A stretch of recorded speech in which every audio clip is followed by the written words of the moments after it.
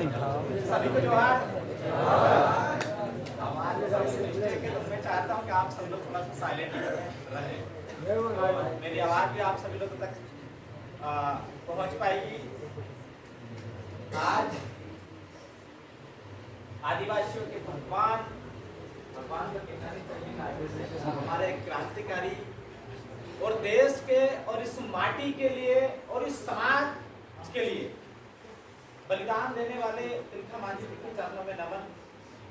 एक इतिहास में बहुत लंबा चौड़ा गांजा पी पी के जो इतिहास लिखा गया और उसका शायद एक परिणाम है कि आज देश के प्रथम स्वतंत्र सेनानी का आज जो तमाम जो लोग हैं जिन्होंने गांजा पी के इतिहास लिखा, उन्होंने हमारे क्रांतिकारी को याद भी नहीं किया। और हमारी समाज की दुर्भाषा देखिए आप कि जो काल्पनिक है, जिसको सुप्रीम कोर्ट ने काल्पनिक घोषित किया, उनके लिए हम लोग आएंगे तो अंगना सजाएंगे और ये सजाएंगे और वो सजाएंगे। मैं ये मानता हूं कि अगर हमारे क्रांतिकारी अगर नहीं होते और नहीं अंग्रेजों से लड़ते तो शायद अंग्रेजों के यहाँ अंगना सजा रहे हो। तो ये मेरी बात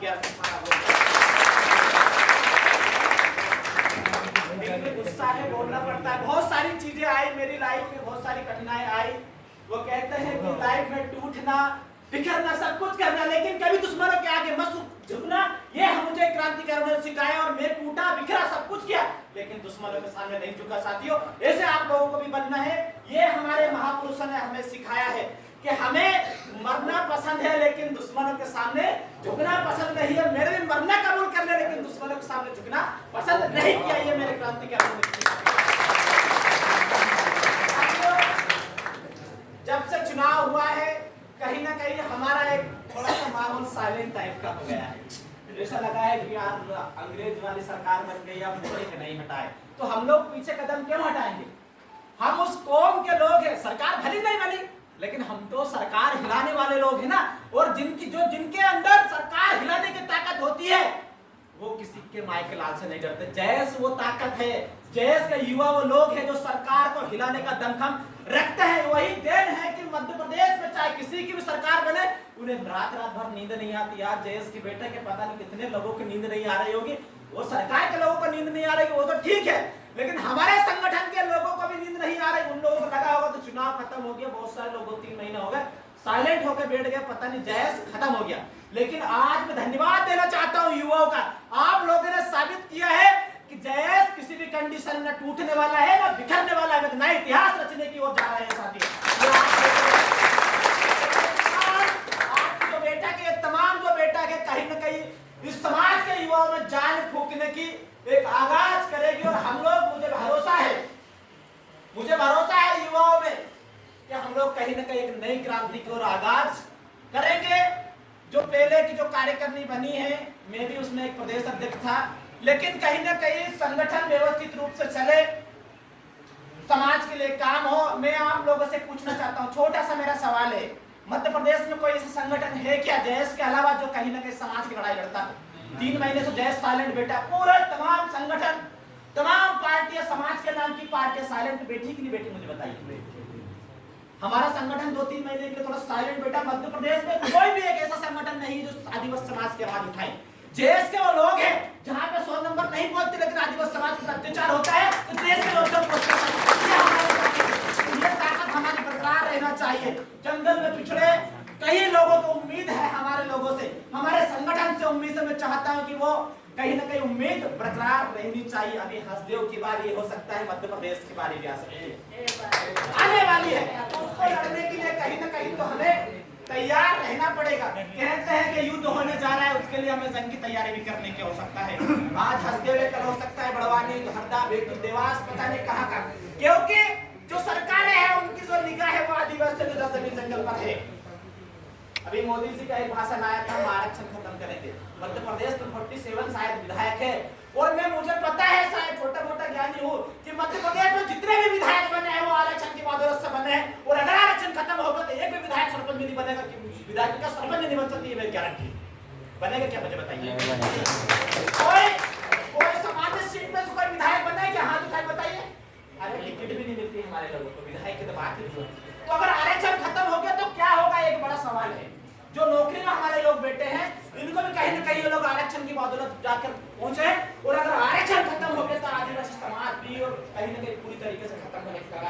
पहुंचेगा। और यही तो सरकार चाहती है कि आरक्षण को पूर्ण रूप से खत्म कर दो, ताकि आदिवासी समाज के दो चार जो विधायक बेटे हैं मुद्दा टाइप के ये लोग भी ना बने, ताकि एक भी व्यक्ति इनकी आवाज को ना उठा सके। तो साथियों, हम लोग विकट परिस्थिति में है, इस बात को जिम्मेदारी के साथ आप लोगों को समझने की आवश्यकता है। कहते हैं कि जिस ओर जवानी जाती है उस ओर जमाना जाता है। युवाओं को डिसाइड करना है कि जमाना को किस ओर लेके जाना है और समाज को किस ओर लेके जाना है। समाज की पूरी जो बागडोर है वो युवाओं के हाथ में है। अगर हम लोग साइलेंट होकर बैठ गए तो समाज नहीं बचेगा, हमारे जमीन जंगल नहीं बचेंगे। इस बात को आप अच्छी तरीके से याद रख लो मेरी बात को। हमें लड़ना है, समाज के लिए काम करना है। एक रामदेव खत्म होगा दूसरा पैदा होना चाहिए, एक विक्रम दादा खत्म हो तो दूसरा पैदा होना चाहिए। मैं बड़ा खुशनसीब हूँ। कहते हैं कि जिस समाज में, जिस संगठन में कुर्बानी देने वाले लोग पैदा हो जाते, उस समाज को, उस संगठन को कोई खत्म नहीं कर सकता। हमारे समाज में, हमारे संगठन में ऐसे हमारे दादा बेटे हैं, विक्रम आचार्य, जिन्होंने समाज के युवाओं के भविष्य के लिए और समाज के लिए अपनी नौकरी, घर, परिवार त्याग दिया। ऐसे साथी मिलेंगे क्या किसी संगठन में आप लोगों को? है क्या कोई संगठन में ऐसा? अरे संगठन में ऐसे लोग बन के बैठे हैं जो अपना घर परिवार जानते हैं, अपना घर परिवार चलाना जानते हैं, अपने घर परिवार की चिंता करते हैं, लेकिन संगठन और समाज की चिंता नहीं होती है। लेकिन हमें कुछ नसीब है, हम देश के योद्धा कुछ नसीब है कि हमारा जो मेन जो संगठन का है वो व्यक्ति ने हमारे समाज के लिए और हमारे भविष्य के लिए सब कुछ दांव में लगा दिया। हमारे भी कहीं ना कहीं एक बड़ी जिम्मेदारी है कि हम लोग दादा के लिए और इस समाज के लिए कुछ करके बताएं, ताकि आने वाली पीढ़ी कुछ याद रखे कि यार विक्रम दादा के योद्धाओं ने कुछ किया है समाज के लिए। जैसे हम लोग ये जैसे फोटो देख रहे हैं, इस ऐसी फोटो लगाने के लिए कुछ तो करना पड़ेगा। बहुत सारे लोग मरे, लाखों लोग मरे, किसी की फोटो लगती है क्या? लगती है क्या किसी की फोटो? इनकी ही फोटो क्यों लगी? टांटे मामा को क्यों जानते हैं, बिरसा मुंडा को क्यों जानते हैं, रेखा कोरबू को क्यों जानते हैं? क्योंकि इन्होंने कहीं ना कहीं, ये ऐसा नहीं कि करोड़पति थे, बहुत सारा पैसा था तो फोटो बनवा के चले गए, किसी ने रख दिया, ऐसा नहीं है।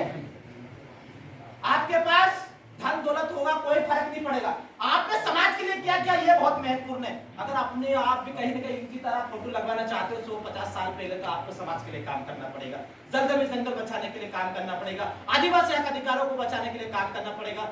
साथियों, बहुत सारे साथी लोग बैठे हैं, बहुत सारे चिंतन मनन आज करना है। मैं चाहता हूं कि आप सभी लोग व्यवस्थित तरीके से बात रखें, और हो सकता है संगठन में बहुत सारे पदाधिकारी हो तो चेंजेस हो, तो बुरा भी नहीं मानने के यार कि मेरे को तो हटा दिया, उसको बना दिया, ये चीज भी सामने नहीं आनी चाहिए।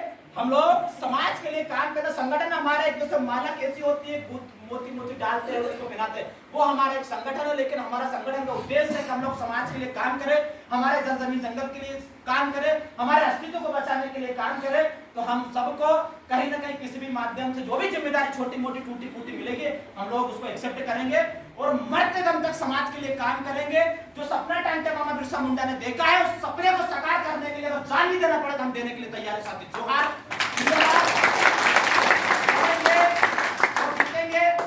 मैंने पहले भी बोला था कि सरकार किसी की भी रहे, हमारे अंदर सरकार हिलाने वाला दम होना चाहिए, और हमारे अंदर वो दम है। कुर्सी में कोई भी व्यक्ति बैठा, हम नीचे से हिला हिला के नीचे फेंकने का दम रहता है। ये हमारे मध्य प्रदेश में 21% आदिवासी रहते हैं, पता है ना आपको? 2.5-3 करोड़। सारा व्यवस्थित तरीके से हमको कुछ आजाद पूरे मध्य प्रदेश से भोपाल आना चाहिए। लेकिन अफसोस और दुर्भाग्य की बात है कि जिस मध्य प्रदेश के अंदर सबसे ज्यादा जनसंख्या आदिवासियों की है, और उन्हीं आदिवासियों के ऊपर सबसे ज्यादा अत्याचार हुआ है मध्य प्रदेश के अंदर, और मध्य प्रदेश अत्याचार के मामले में मध्य प्रदेश में नंबर 1 है। तो इस बात को भी हमको याद में रखना है कि कैसे आदिवासी समाज के ऊपर अत्याचार कम हो, कैसे हमारी बहनों के ऊपर अत्याचार कम हो। जब नेमावर में 5 बहनों को जमीन के अंदर गाड़ा था, 1.5 महीने तक उन बहनों की लड़ाई हम लोगों ने लड़ी है। हमने बहुत सारी इस समाज के लिए कुर्बानी दी है। आप सब लोगों ने देखा है कि 21-22 साल की उम्र में इस सरकार ने जिला बदर भी किया, मुकदमे भी ला दे, बहुत सारी चीजें किया।